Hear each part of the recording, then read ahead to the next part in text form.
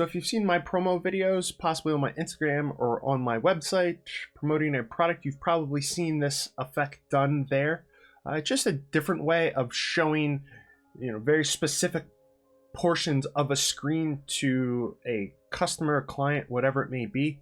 So yeah, it's not really anything super fancy or super complicated. There are a couple of steps that I do personally to make my life a little easier. You guys have asked me over the past couple months, you want to see how to do this, so that's what we're going to be diving into today. Explore a wide selection of pre-made creative tools for DaVinci Resolve, like titles, transitions, slideshows and infographics, like bar charts and callouts, and much, much more. Link in the description for more information.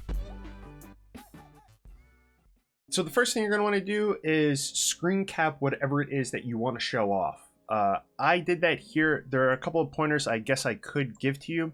I personally use a piece of software called OBS. There are a ton of screen cap programs, but what I like to do is screen cap whatever it is, but do it in the cleanest way as possible, so you don't double click things, you don't go back.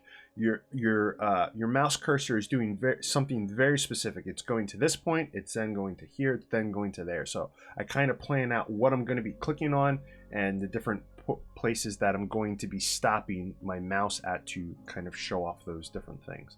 So here is just me showing, I just wanted to do like the latest video that I've had to do this, which was my transitions. And when I went through here, I just brought in some footage, as you can see there. I'll make this a little bit bigger. Brought in some footage, I just cut it up quick, and then I obviously have this going a little faster right now, but I wanted to drop a transition in the middle, so I go in, and then you see how I stuttered there, right? So that's something that I don't ever want, where I kind of stutter. So then I'll start it up again, where I bring my mouse down here and then go back up. You kind of get the point here. So I go through the whole thing, get it, drop it, and then I notice that while this is playing through, that I didn't have caching on. So then I do the same thing, I clean up the whole thing, set it all up the same exact way, right? And then now I go in and make sure I have caching turned on. I then go through the same exact way, drop it in, and then caching happens. But there's something else that I do here. So my caching set up so that after 5 seconds it then starts caching once the program is idle. But I want to cut that out, right? That like little pause there, because if it's an Instagram video, you have a very small amount of time to keep someone's attention. So I don't want to have that there. So what I will do is, I know that that's going to happen.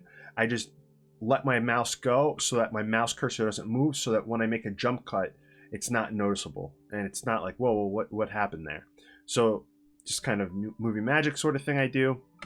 So it's just this last one here. So all I have to do is come back now that I have this, and I will say right there is pretty much where it starts. So this is all I need, and I will then just go through this. Now I said that I'm going to be doing this for Instagram. I keep the full native resolution throughout this whole process, and then I'll show you how to get it all framed up correctly for Instagram. But for now, doing this process, I keep it like this because I might use it for multiple different things.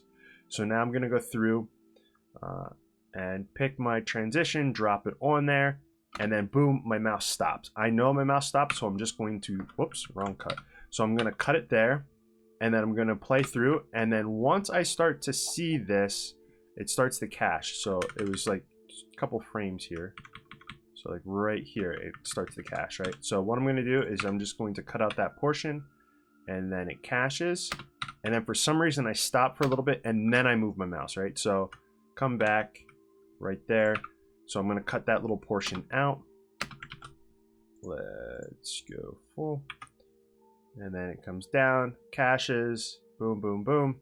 Now, you're trying to show off that it's caching, that, they have the ability to cache. Now, you could be doing this for a ton of different things. I'm just kind of showing you my process in doing this, because this is like very specific to the products that I sell. But just, yeah. So what I end up doing here is I will come into this, and I will increase this by a little bit, because people can see, okay, caching's going on. They just need to get the gist that they're cacheable, right? So some things you don't have to have exactly the same. And I'm like resizing things and doing a bunch of stuff here to kind of show off this. That obviously also takes a long period of time. So right before I click that, I'm going to cut this as well and speed this up, but maybe not as much, maybe just like 250. Oh, that was a little bit more than 250. Let's do that again. 250. And then now I will then, it'll go around, move, whatever, and then I'll play it and I'll be back to normal speed. So now what I could do is I could just take all of this and turn it into a fusion clip or whatever and then go in. But because I have like speed ramping, you might have a bunch of edits to this where you're, you know, having it go off like a song. So you might have a song here, and then depending on how mouse cursor moves or whatever you're doing, you might have a lot of cuts in there. Taking that into Fusion, you're just adding a lot of extra workload to your system when you're trying to get this really smooth camera movement, you know, moving around. You can do it, but just to lighten the load, what I typically do is I will get this clip to look perfect, cut it all up. Once I play it through and it looks good, I will then render this. So I'll just come over and render this. There are all my settings. Once I have it rendered, I will then come over back into the edit page. I will then right click, come over here, and I will then create a new timeline.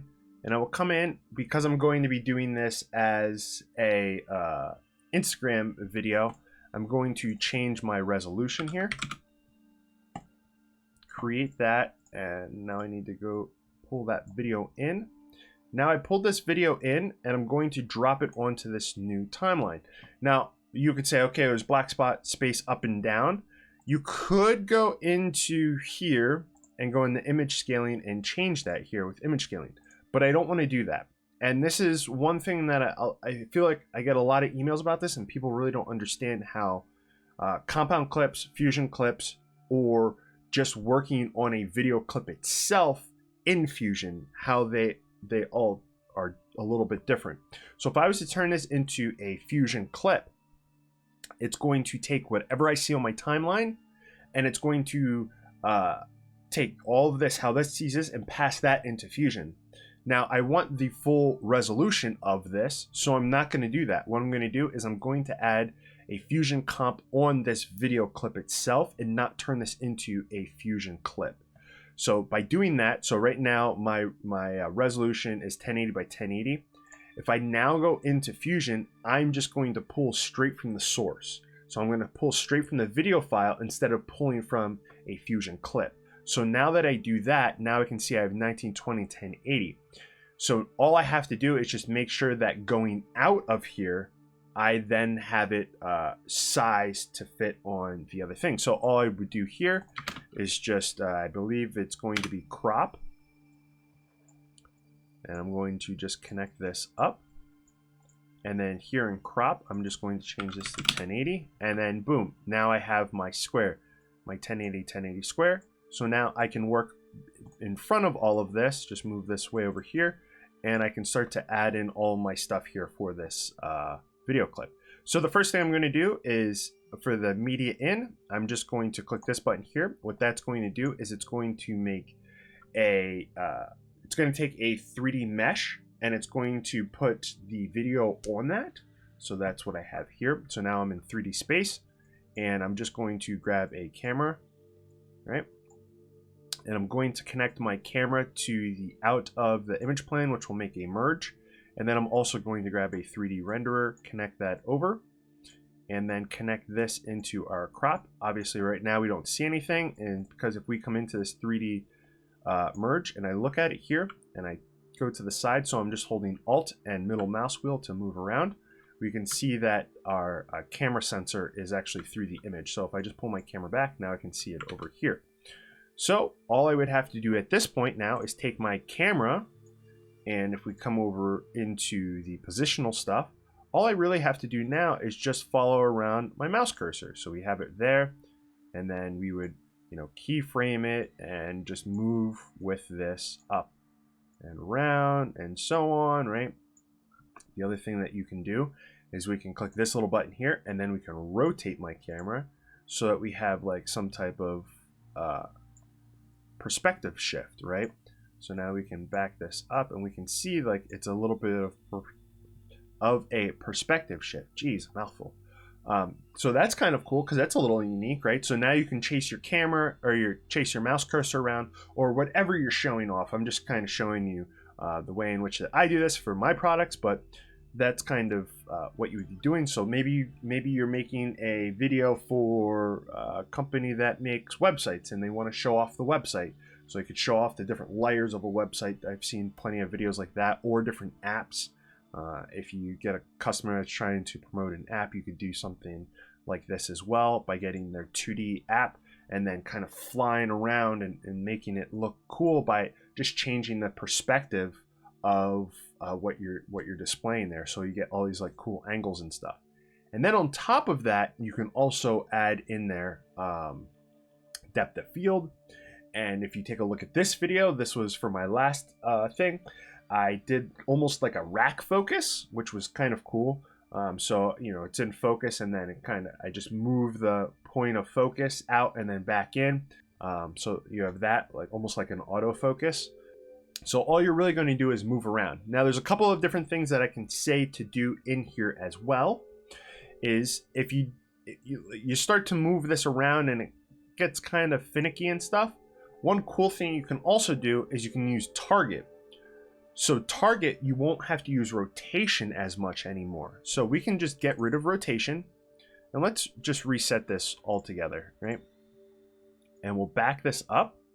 Now watch this. If we click on target, we have another little widget here that we can move around. Now when we move this around, it's automatically rotating our camera. We don't have to be worried about the rotation of the camera. We just have to be worried about the position of the camera. So that's kind of cool because I can, you know, let's say I have it here in the middle and I can get my camera to like swing all around like this, but the middle point is always going to be right here for the shot here. So I would use the combination of the position of the camera as well as the target to get kind of cool animations. So all I really do is I just kind of like follow the mouse around. So let's come to the beginning here. And we can see our mouse is right here. So maybe we want to keep everything in frame. So the mouse is there. So we could go like this with everything. And then we could move in a little bit. And it's still the same, but we're about to go up. So I want it to be sort of the same here. And we're going up to the edge up here. So maybe just bring this up. And then we could do something where our camera comes way up like that. And we can come in a little bit more and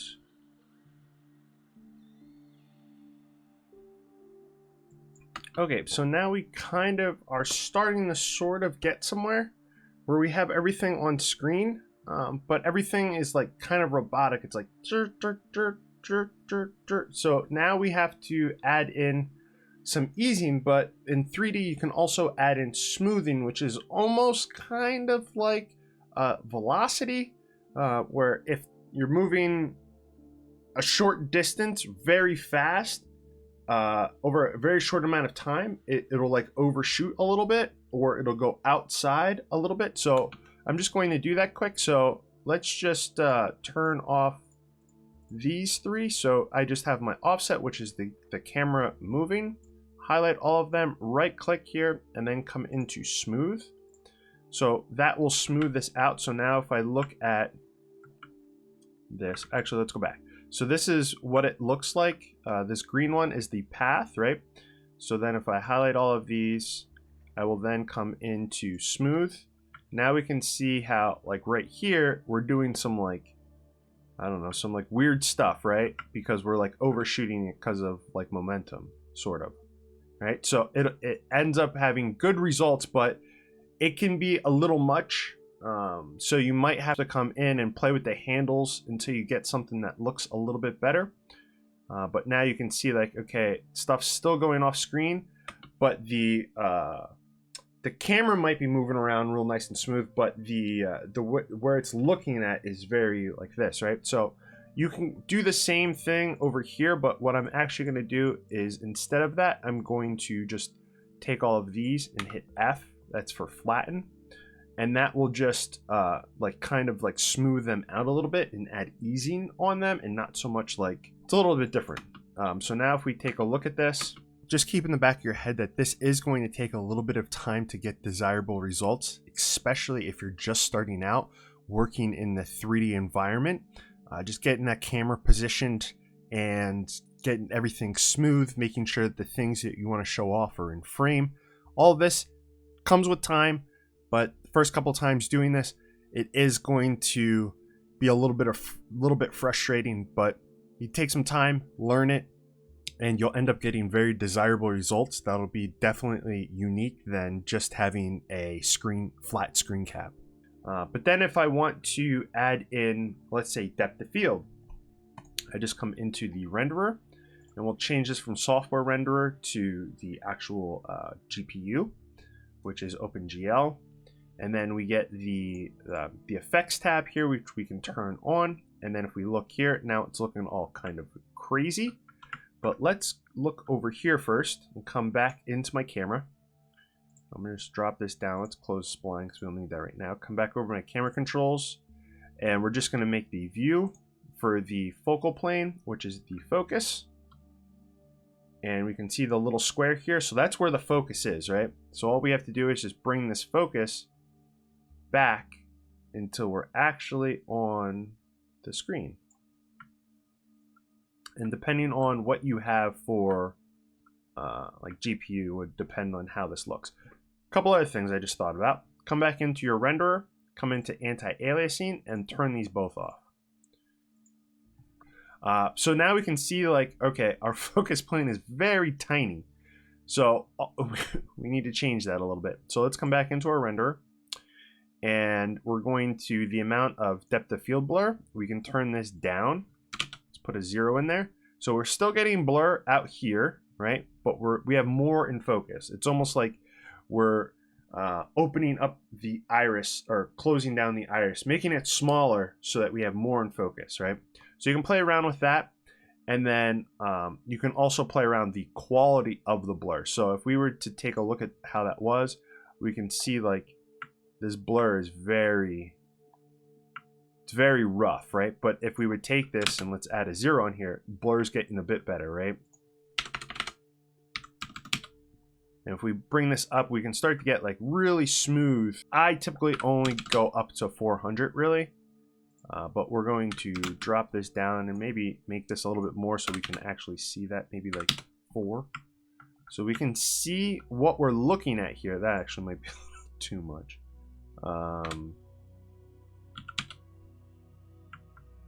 Maybe 2 was the right number.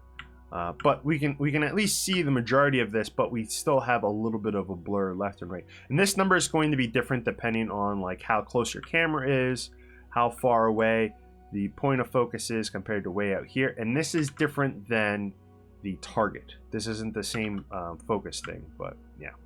So we have that, which is pretty cool. And then when we would move this around, we can see like things are a little bit rough. And you also have to remember that because my camera was like way out here, we might have to keyframe where our focus is. And if you've seen in the video, I was doing like the rack, and that's just changing on the camera, the focus plane, and keyframing it. So we would have to actually bring this out a bit to get that in frame, or to get that in focus, right? So we would have it out there, maybe keyframe it, and then when the camera makes this big move in, maybe by the time it gets here, we could have that focus come in a bit.